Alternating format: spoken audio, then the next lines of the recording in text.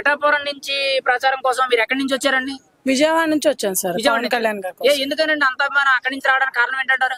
పవన్ కళ్యాణ్ గారి కోసం పిఠాపురమే కాదండి, ఎన్ని ఖండాలైనా దాటెళ్తాం మేము. అంత వీరాభిమానం పవన్ కళ్యాణ్ గారికి. 10 ఏళ్లుగా పార్టీ కోసం మేము అందరం పనిచేస్తున్నాం, కృషి చేస్తున్నాం.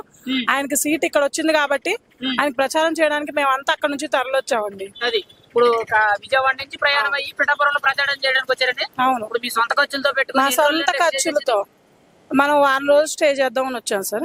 వాసవి ఆన్లైన్ సర్వీసెస్ మా వద్ద పాస్పోర్ట్ వీసా సర్వీసెస్ కలవు. వీసాలో 99% అప్రూవల్ సక్సెస్ రేట్ ఉంది. Please contact 8019482544. ఎలా ఉందండి ఇక్కడ ప్రజల స్పందన అంతా? చాలా బాగుంది సార్. ప్రజల స్పందన 1,00,000 మెజారిటీతో గెలుస్తారని ప్రతి ఒక్క ఓటర్ చెప్తున్నారు. మనకి చిన్న నుంచి పెద్ద వరకు, మనకి వృద్ధులు, ఆడవాళ్ళు అందరు చెప్తున్నారు ఈసారి గెలుపు పవన్ కళ్యాణ్ గారిదే అని. ఖచ్చితంగా. మరి ఇంతటి అభిమానం కలిగి ఉన్న ఆయన ఖచ్చితంగా మీ ఆదరణ పొంది ఖచ్చితంగా ఆయన అసెంబ్లీకి వెళ్తారంటారా? తప్పకుండా వెళ్తారండి. ఖచ్చితంగా అసెంబ్లీలో మా తరపు నుంచి వాయిస్ వినిపించే ఒక్క వ్యక్తి, ఆంధ్ర రాష్ట్రం బాగుపడాలంటే పవన్ కళ్యాణ్ గారు రావాలి, పాలన మారాలి. జై జనసేన, జై పవన్ కళ్యాణ్, జై హింద్. ఇప్పుడు మీరు అనేటట్టే ఆయన అసెంబ్లీకి వెళ్ళారు అనుకోండి, ఆ రోజు అనేది ఎలా ఉంటది అంటారు? ఆయన అసెంబ్లీలో మొదటి అడుగు ఎలా ఉంటది అంటారు? అసెంబ్లీలో మొదటి అడుగు అయితే మీరు ఇంకా చూసుకోక్కర్లేదు, వెనక్కి తిరిగి. పిఠాపురంలో నామినేషన్ అంటేనే 70,000 మంది దాకా వచ్చారు. మరి అసెంబ్లీలో అడుగు పెడుతుంటే గనక ఆంధ్ర రాష్ట్రం మొత్తం కదిలి ఆయనతో పాటు తరలి వెళ్తుందండి. అలాంటి అభిమానులు ఉన్నారు ఆయనకి. ఇప్పుడు ఇక్కడ మీరు ఇక్కడికి వచ్చి క్యాంపెయిన్ చేస్తున్నారు కదండి, ఇక్కడ ప్రజలు అసలు ఎలా ఫీల్ అవుతున్నారండి? రెండోది వచ్చినప్పుడు ఇక్కడ సమస్యల గురించి ఏమైనా చెప్పడం కానీ వివరించారండి ఎవరైనా? సమస్యల గురించి వచ్చేసి పిఠాపురం అనే గ్రామం ప్రస్తుతానికి చాలా చిన్న గ్రామము. వాళ్ళందరూ అయితే చాలా హ్యాపీగా ఫీల్ అవుతున్నారు. ఇలాంటి గ్రామానికి, పిఠాపురం నియోజకవర్గానికి పవన్ కళ్యాణ్ గారు వచ్చి పోటీ చేయాలంటే చాలా హ్యాపీగా ఫీల్ అవుతున్నారు. సమస్యలన్నీ తీరతాయి, మంచి జరుగుతుంది మా అందరికి. మేము ఎవరికి చెప్పుకోలేకపోతున్నాం ఏదైనా కానీ, అలాంటి వ్యక్తి, మంచి వ్యక్తిత్వం గల వ్యక్తి మా నియోజకవర్గానికి వస్తే మాకు న్యాయం జరుగుతుందని అందరూ చెప్తున్నారు సార్. ఇక్కడ ఇప్పుడు పవన్ కళ్యాణ్ గారు ఇక్కడ పోటీ చేస్తానన్నప్పటి నుంచి ఇక్కడ ఇప్పుడు సోషల్ మీడియా గానీ, రాజకీయమే గానీ మొత్తం పిఠాపురం చుట్టే తిరుగుతున్నారు. స్టేట్ అంతా ఒకవైపు, ఒక పిఠాపురం ఒకవైపు అనేట్టు చెప్తున్నారండి.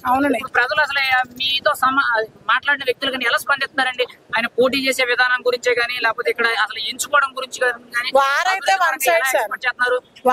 వన్ సైడ్ అందరు అదే చెప్తున్నారు. మా మాట కాదండి, జన సైనికులుగా ప్రజల మాట చెప్తున్నారు. వారు 1 సైడ్ అండి. మేమందరం పవన్ కళ్యాణ్ గారితో ఉన్నాము.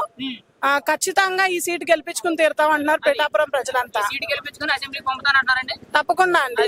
ఫైనల్ గా అయితే మీరు ఇంత ఖర్చు చేసుకుని వచ్చారు, మీ ప్రచారం తిరిగారు. ఫైనల్ గా మీ అభిప్రాయం ఏంటండి? అసలు మీరు గత 2 సార్లు ఆయన లాస్ట్ టైం ఆయన 2 టైమ్స్ పోటీ చేశారండి, 2 చోట్ల నిరుత్సాహపరిచారండి. కానీ ఈసారి చాలా బలంగా నిలబడి ఓన్లీ ఒక కాన్స్టిట్యున్సీ, అది కూడా రూరల్ కాన్స్టిట్యున్సీని ఎంచుకొని ఆయన ఇక్కడ పోటీ చేయడం జరుగుతుందండి.